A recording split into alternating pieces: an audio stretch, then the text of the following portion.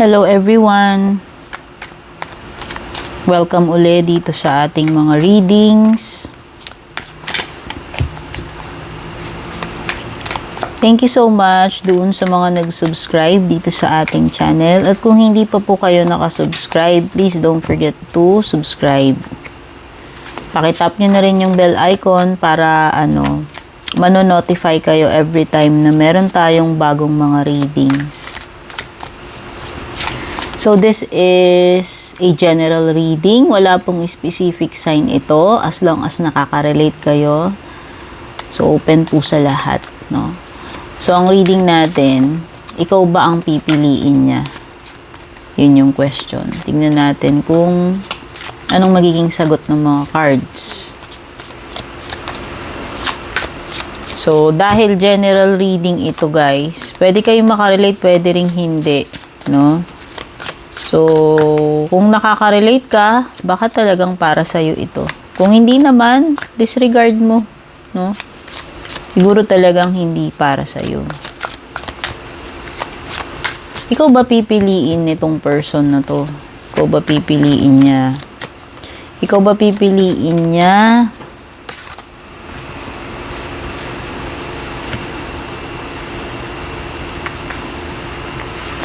Okay.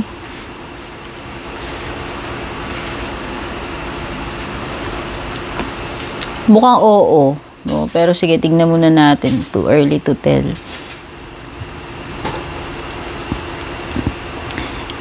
Hindi basta-basta susuko itong person na to eh. Hindi siya basta-basta susuko dito. So, titignan natin yung majority ng cards or kung ano yung mafe-feel natin dito kung ikaw ba yung pipiliin niya. Merong Taurus energy, may Sagittarius, and Leo. So, yeah, babanggitin ko lang yung mga signs na nakikita ko dito. So, kung nakaka-relate kayo, pwedeng sign nyo yan. Or pwedeng sign ng person na involved dito sa reading natin, which is yung person mo. Or kung meron mang third party, since tinatanong kung ikaw ba yung pipiliin niya. So, pwedeng make a share ka dyan. Bahala na po kayo. No? Basta kung ano lang yung mga nakitang signs, i-mention ko. Meron ding Aquarius.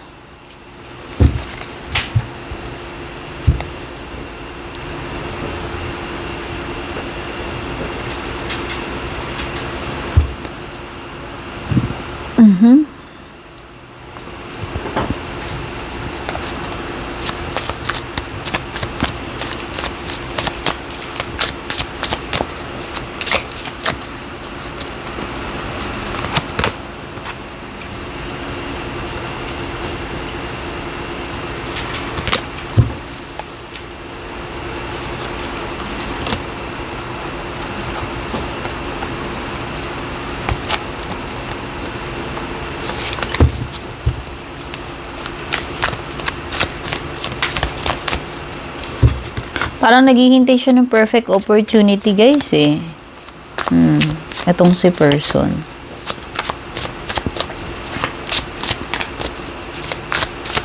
Tingnan muna natin kung ano.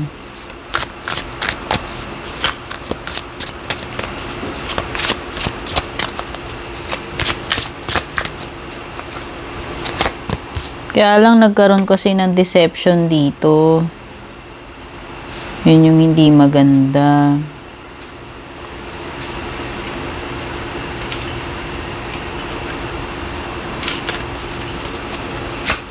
No, kaya siguro. Pero nakikita ko, parang naghihintay naman siya ng kumbaga chumicempo lang to. Hindi ko alam ano to, pero parang chumicempo para saan, di ako sure, pero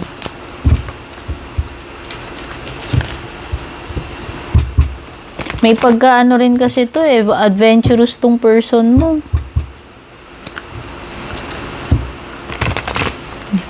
Adventurous siya. Siguro hindi mo to hindi mo maitali.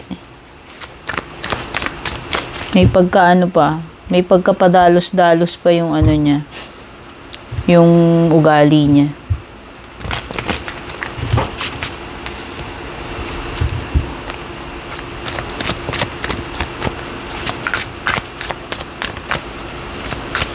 Okay, pwedeng yung iba sa inyo kasal na kasi may Hierophant dito, no? So, ang saklap nung ganyan. Halimbawa, married na kayo, tapos nangyari pa yung ganyan na kumbaga, darating pa sa point na kailangan niya mamili, no? Parang magiging option ka patuloy dito. So, masaklap yan, no? Para, lalo na dun sa mga married. Kasi parang may energy dito ng kasal na eh. At maliwanag na talagang nagloko sa'yo to. Ayan, may deception na naganap. May pagkapasaway itong person. 3 ones. 3 talaga kayo dito. 3 kayo rito. Mayroon ka naging kahati. At yun na nga yung tinatanong natin kung sino ba pipiliin dito, kung ikaw ba.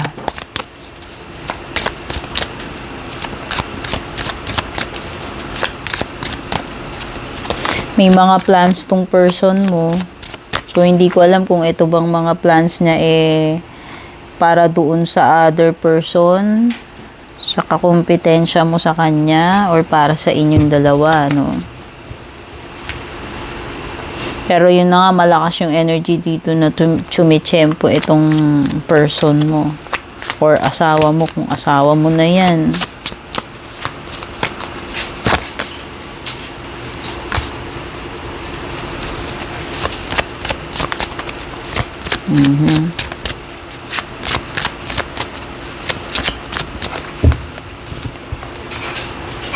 Tsaka may mga dito, may mga nako, baliktad yung cup. So, bad sign ito pa. Kung para sa'yo, bad sign yan. Pwedeng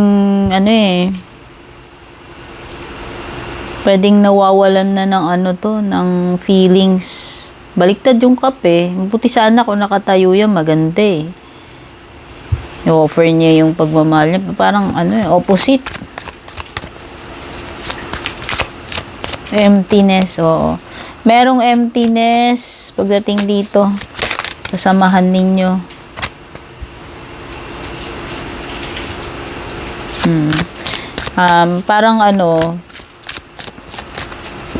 Parang pagdating sa long-term vision, parang wala ka na sa eksena nitong person na to.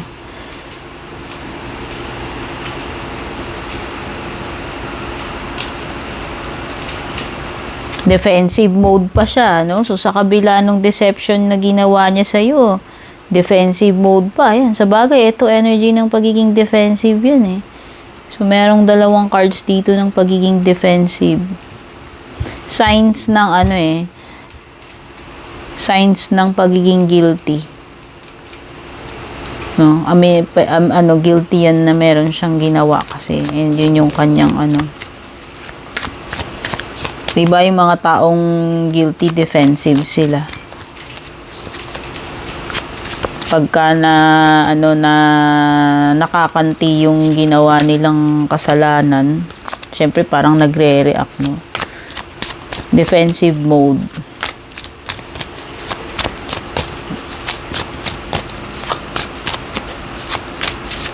Parang may energy dito na wala nang continuation.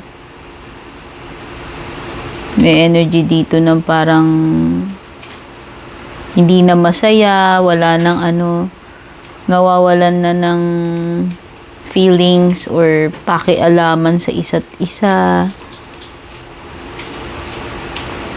Nawawalan na ng ng parang feeling na anytime hindi na magko-continue or magtatagal. Energy ng napapagod na dito sa relationship ninyo. So, bahala na kayong mag-identify kung energies nyo, feelings nyo ba yan, o feelings ng person nyo. Meron parang na to. Kumbaga,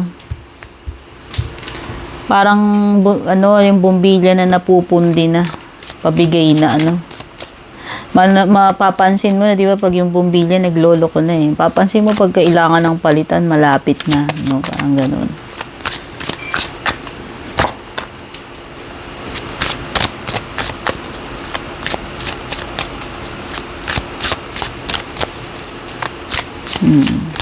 Actually, merong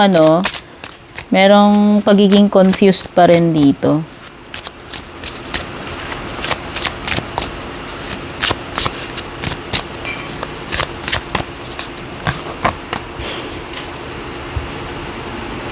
Ay, oo, living. May energy ng living. Baka tsumicempo to.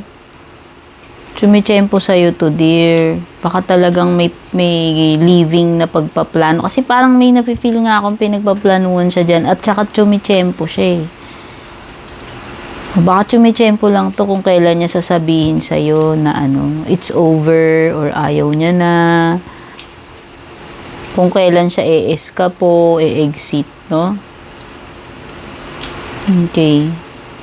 Merong ganong energy dito.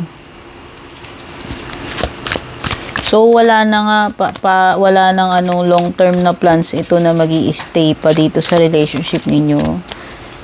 Okay.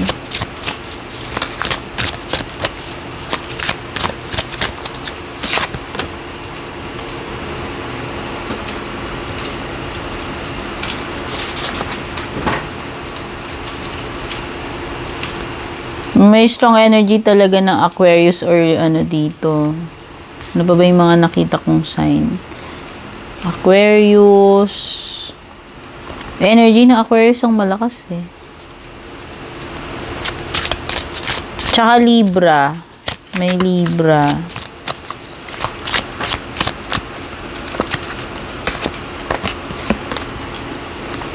Strong energy ng air signs, no? Air signs at saka Taurus, yan. Malakas yung energy ng Aquarius, ng Taurus.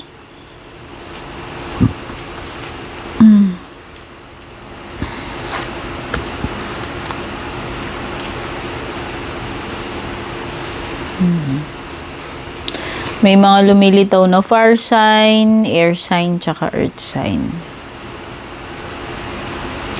Oo nga, mamimili na talaga, ayan. Pero, sa nakikita ko dito, mukhang hindi ikaw yung pipiliin niya. Yung other person. Ayan, darating siya sa point na mamimili siya at mukhang hindi ikaw yung pipiliin niya rito. Tsumicempo lang talaga to eh, pero ayan no, gusto niya nang umalis. As in literal, kung nagsasama kayo, kung mag-asawa kayo, pwedeng yun na yun, aalis na siya. Tsumicempo lang to kung paano siya aalis, hindi ko alam kung tatakas siya, kasi may sneaky energy eh. No, itatakasan ka ba niya or magsasabi siya sa'yo, basta tsumicempo lang siya. Oh, hindi rin madali sa kanya eh, hindi rin madali, syempre. Pero yun na nga, may pagka-defensive kasi itong person na to. Siyempre, lalo na kung guilty siya, alam naman niya, aware naman siguro siya dun sa ginagawa niya, no? Pero maliwanag na hindi ikaw yung pipiliin.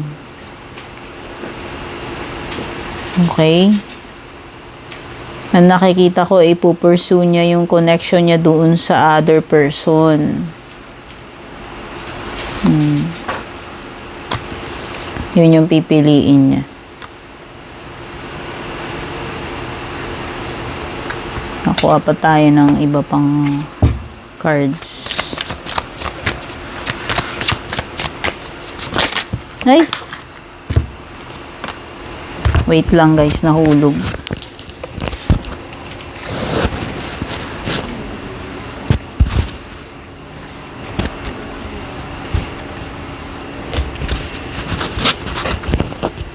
Deception talaga. Oo. Page in reverse. Page of Swords in reverse. This person is trying to manipulate you, talk you out, no? Sa gusto niya mangyari. So, may may pagkatuso. May pagkatuso itong person na to. Alam niya kung anong gagawin niyan, diskarte sa'yo eh. So, yun na nga, diba sabi ko nga. Tsumicempo yan. And then, dadaanin ka niya sa dadaanin ka sa talkies nitong person na to. Pero yun din, bottom line, yung plano niya is nandun.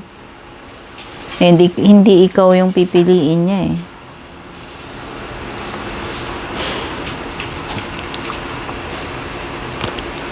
Walang.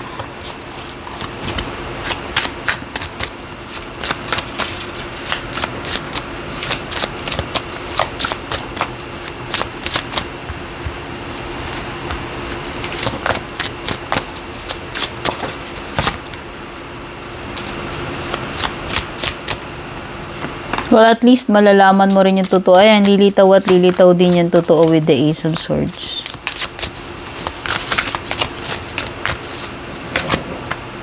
Aalis na talaga siya, ayan. Hindi ko alam kung matagal niya nang pinaplano tong pag-iwan sa'yo, pag-alis, kung magpapaalam ba siya, pero yun na nga. Ayan talaga, maliwanag na hindi siya magi-stay sa'yo. At pipiliin niya yung other person.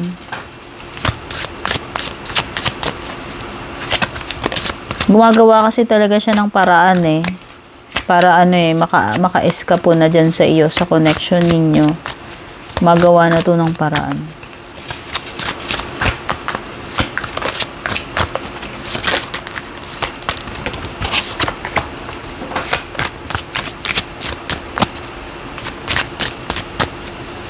Magko-collapse oh. The Tower. So, ko-collapse talaga itong marriage nyo. Kung marriage to, samahan, living in together, no? Anong klaseng samahan meron kayo. Magko-collapse at magko-collapse talaga itong nyo, relationship nyo dahil pipiliin na nga niya yung other person.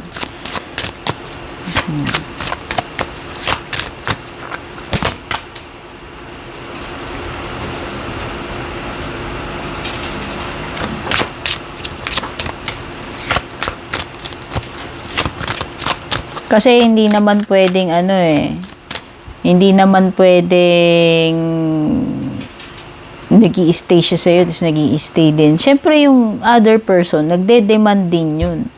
Nagde-demand yun. Kung ikaw ba o siya. O baka nga pinapapili din siya nung other person. Siyempre, itong isa, mape-pressure yan.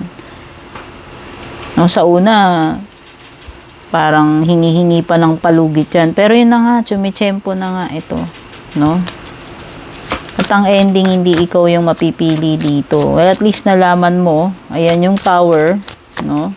Ayan yung Ace of Swords, magiging clear na. Magiging clear rin sa'yo yan. Kasi lilitaw din lahat yung mga yan eh. Ayan na yung clarity mo, hinahanap, Ace of Swords and the Sun card. Mabibigyan kaliwanagan tong situation mo kung sa ngayon, pwedeng hindi pa nangyayari yung mga yan, hindi pa lumilitaw yung katotohanan, lilitaw at lilitaw din yan. Magbibigay ng kaliwanagan dyan yung Ace of Swords and the Sun card. Pero nakikita na nga natin dito, may card na ng living eh. Ilang card ba yung umi-escape po dyan? 3 cards yung nagsasabi dito eh. Naaalis talaga siya, iiwan ka niya at pipiliin niya yung isa.